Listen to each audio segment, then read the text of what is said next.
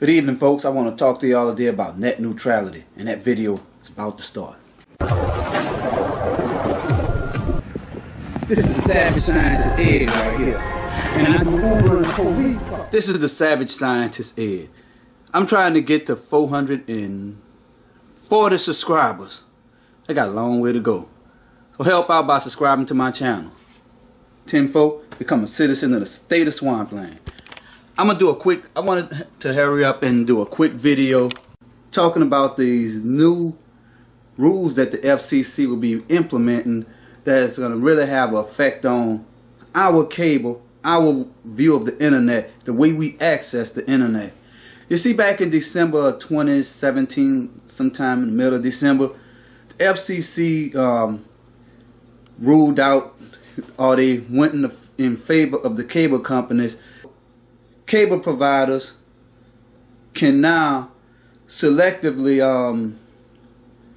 shape our bandwidth or shape the information going through. Before that, all information on the internet was considered the same, neutral, and now they could. I mean, I'm not saying that they're gonna actually look at everything going through the internet, but they're gonna start having more categories for internet data. And that is what this big fight is all about. So it might not seem like a big deal today, but if you with AT&T, and I don't know if anybody using AT&T, but any of my citizens, y'all know AT&T now, really DirecTV now is probably the most dysfunctional service on earth. I would rather go buy a lemon off a call lot than trust DirecTV now and AT&T. The customer service is poor, and you know the cable companies have not done a good job to deserve this power over the internet in the United States. So they do things like put services out without testing them. But that's going to be another video to come whenever I actually give AT&T now its savage score, and it's not going to be good. So the reason why I made this video, or making this video, is to let you know that the internet is not going to blow up overnight.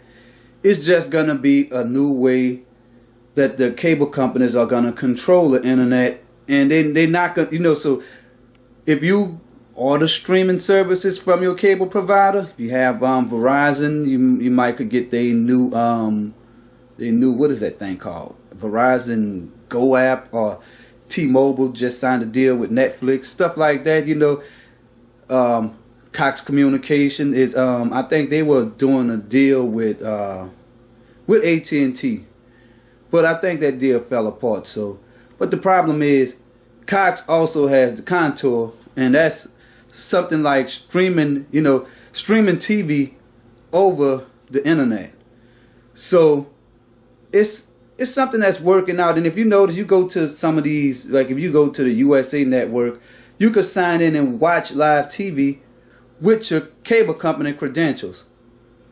But and that's some of the control that they are having. That bandwidth of streaming TV is almost in a separate VLAN. So that means it's gonna come.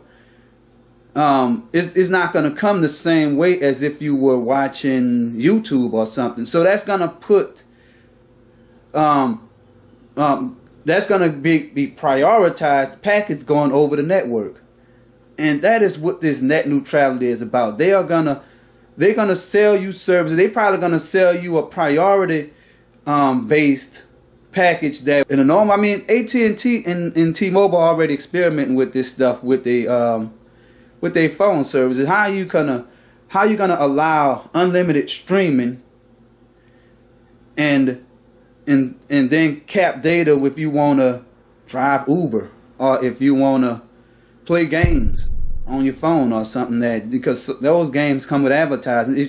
All those things will be coming from a general data stream, but the prioritized data stream will be the one for the people who pay extra for streaming. And it's okay. But guess what? When that network start screwing up, guess where they're gonna pull bandwidth from? You got it. They're gonna take it from the general stream, and to make up for that additional loss of data, or to bring the quality of service up. They're gonna take the data. I mean, they're gonna take availability from the people who paid for general services. You know, the gamers. You know, the people who do things on the internet, normal things on the internet that's non-streaming, or people who didn't pay for their streaming services. And that also would hurt if you did not pay for streaming services through your cable company or your phone company, but you still want to watch. Like if you pay for HBO independent from the packages included with your cable company or your phone company, then if you stream that, they're gonna cap it. So that's the thing and you can have unlimited data. Unlimited data don't mean unlimited data. That just means unlimited data until we decide to slow it down and cap it, because our paying customers who pay for our streaming services need your bandwidth. So they're gonna commandeer bandwidth from your services or your shared services to prioritize it and give it to those who pay for streaming to make sure these streaming services are available. So that's the type of thing I wanted to hurry up and talk to y'all about today on this Monday. So y'all go out there. The internet is not blowing up, so you might hear a lot of hype about the end of the internet. You know, people will still be able to do what they do online. You know, they still could go on the dark web, and well, I guess they probably still be able to go on the dark web. They still be able to go on Pornhub if that's what they do, and do whatever the hell they want on the internet. But you know, you never know what. You can't trust these cable companies. You can't trust these phone companies. But they're gonna put profits before anything. So just be mindful of that. And I think that in the long run, the consumer might have the advantage, because now we have more competition, and the prices should start dropping even more for unlimited services. Tenfold.